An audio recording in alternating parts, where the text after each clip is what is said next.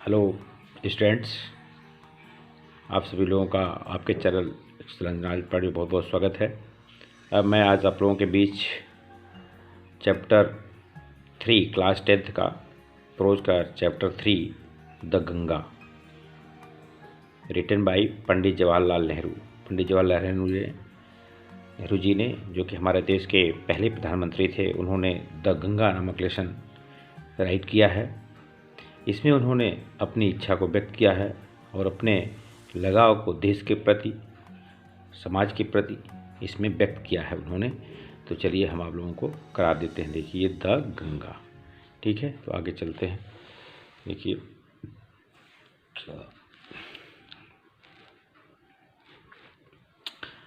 I receive so much love and affection from the Indian people, and nothing that I to do can repay even a small fraction of it, and indeed there can be no repayment of so precious a thing as affection.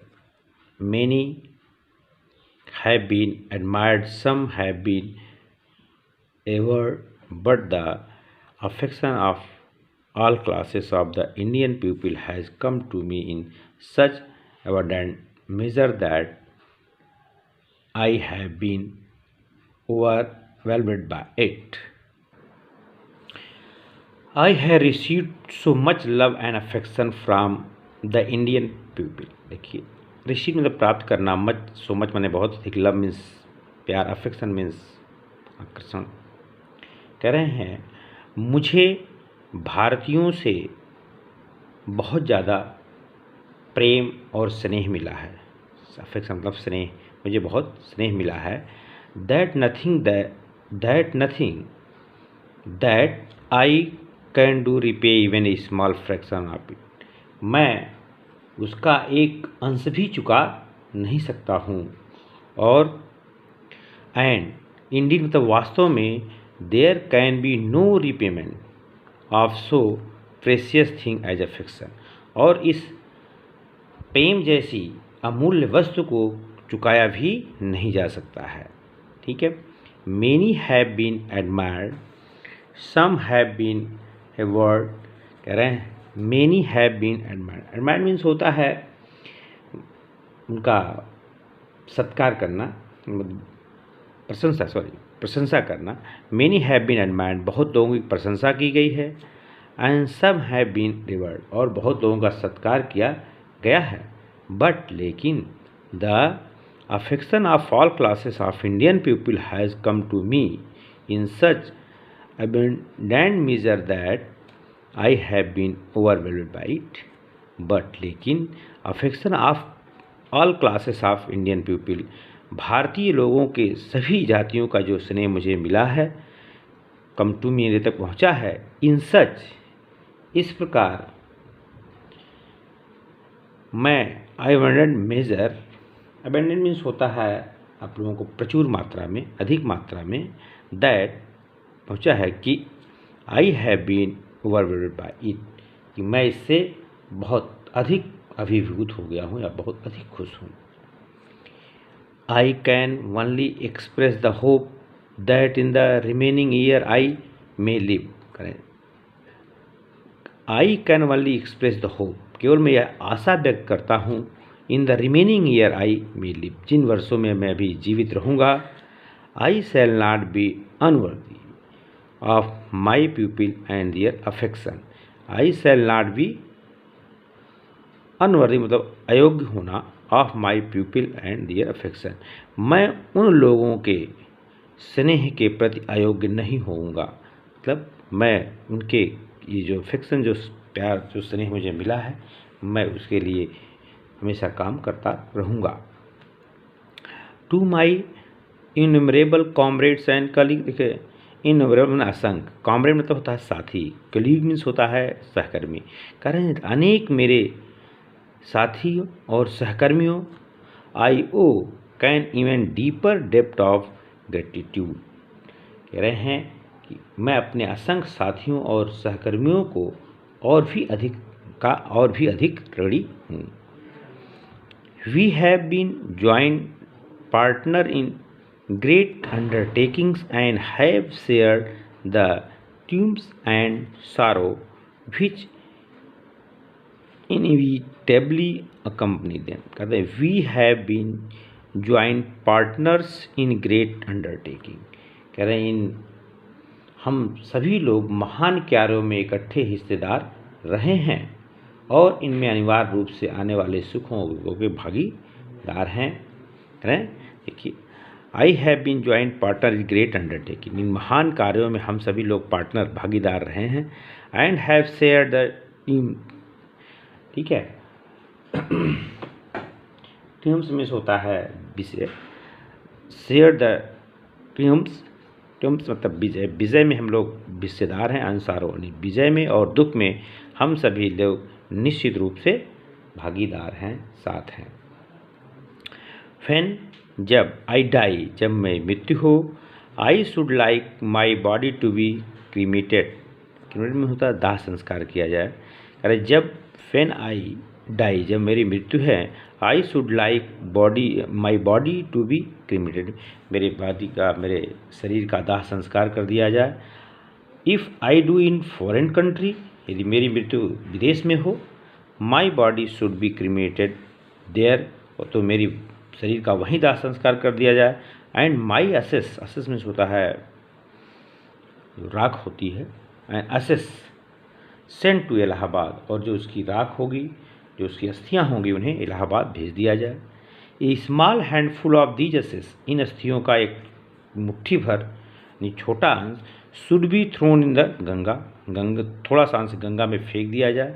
And the major portion of them, और उनका अधिक भाग dispose of in the manner indicated below, और उसका इस तरह से अंत किया जाए जैसा कि नीचे बताया गया है।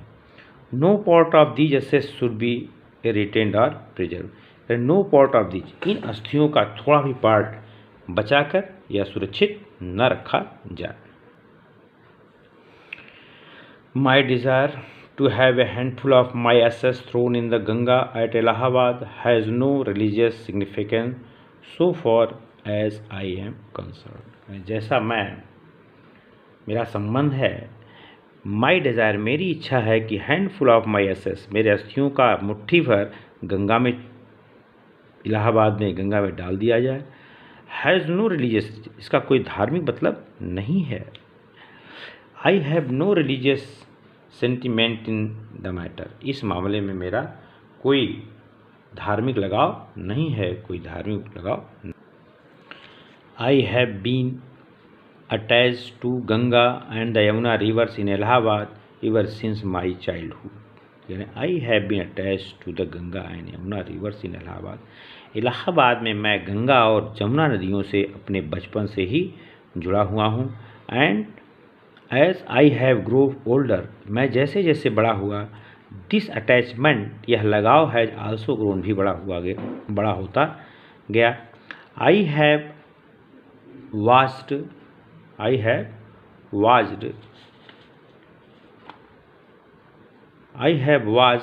their varying moods as the season changed, and have often thought of the history and myth and tradition and song and story that have become attached to them through the long ages and become part of their flowing water. I have attached their varying moods as the season changed, जैसे जैसे मौसम बदलता है, ऋतुएं बदलती हैं, उनके साथ उनके बदलते हुए भावों को देखा है। And have often through of the history and have often thought of the history, और प्रायः इनके इतिहास एंड मिथ, पौराणिक कथाएं, ट्रेडिशन मतलब परंपराएं, एंड सॉन्ग मतलब गीत और कहानियों के बारे में विचार किया है।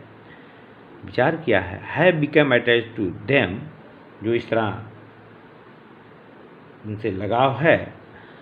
Them through the long age, and जो कि लंबे समय से लॉन्ग ए मतलब लंबे समय से उनसे जो लगाव है, and become part of their flowing water, यह उनके बहते हुए पानी का हिस्सा बन गई हैं या उनके बहते हुए जल का अंग बन गई हैं।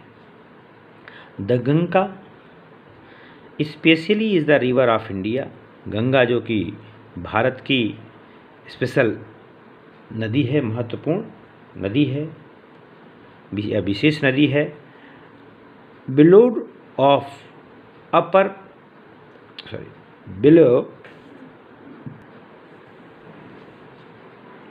फॉर हर पीपल, भारतीयों की बहुत प्रिय रही हैं।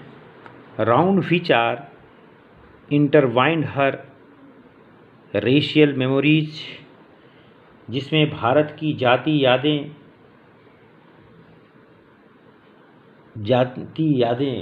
लगी हुई हैं। हर होप्स, उनकी आशाएं, एंड फियर्स, और उनके भय।